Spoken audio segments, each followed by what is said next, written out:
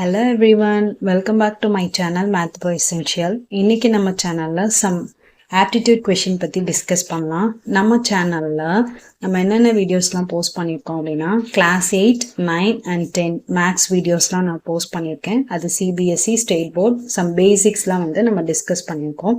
வேணுன்றவங்க நம்ம சேனலில் போயிட்டு செக் பண்ணி பாருங்க. இப்போ இந்த aptitude questionல ஃபர்ஸ்ட் ப்ராப்ளம் பாருங்களேன். In a school, some subjects have 4 periods per week. English has 5 periods per week. If there were 17 periods in all, how many subjects have 4 periods அப்படின்னு நம்ம ஃபைண்ட் அவுட் பண்ண சொல்லியிருக்காங்க. இப்போ ஒரு ஸ்கூல்ல வந்து சில சப்ஜெக்ட்ஸ்க்கு 4 periods per week இருக்கு. அதுல இங்கிலீஷ்க்கு வந்து 5 periods per week கொடுக்குறாங்க அப்படின்னா எனக்கு டோட்டலா 17 periods in all இருக்கு. அப்போ எத்தனை சப்ஜெக்ட்ஸ்க்கு how many subjects have 4 periods? அப்போ எத்தனை சப்ஜெக்ட் வந்து எனக்கு 4 periods-ஆ கன்வெர்ட் பண்றாங்கன்னு நான் ஃபைண்ட் அவுட் பண்ணோம். ஓகே, சொல்யூஷன் பாருங்களேன். Let the number of subjects have 4 periods per week be x. So நான் நம்பர் ஆஃப் சப்ஜெக்ட்ஸை 4 பீரியட்ஸாக கன்வெர்ட் பண்ணுறேன் ஒரு week.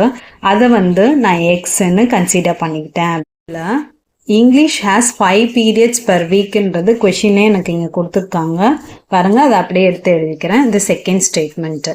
So English has 5 periods per weekன்னு எடுத்து எழுதிக்கிறேன். ஸோ இப்போ இதை ஈக்குவேஷனை எப்படி நான் ஃபார்ம் பண்ணுறேன் அப்படின்னா ஒரு லீனியர் ஈக்குவேஷனாக ஃபார்ம் பண்ணிட்டேன் அப்படின்னா எனக்கு சால்வ் பண்ணுறது very easy. So 4 periods per week be xன்னு கொடுத்துருக்கதால நான் 4xன்னு நான் கன்வெர்ட் பண்ணிக்கிறேன். ப்ளஸ் 5 periods இங்கிலீஷ் வந்து 5 periods இருக்கிறதால ப்ளஸ் 5 ஈக்குவல் டு எனக்கு டோட்டல் பீரியட்ஸ் வந்து 17 இருக்கிறதால equal to 17. So 4x equal to 17. இந்த ப்ளஸ் 5 ஈக்குவல் டுக்கு அந்தாண்டு வந்துச்சுன்னா மைனஸ் 5 கன்சிடர் ஆகிடும்.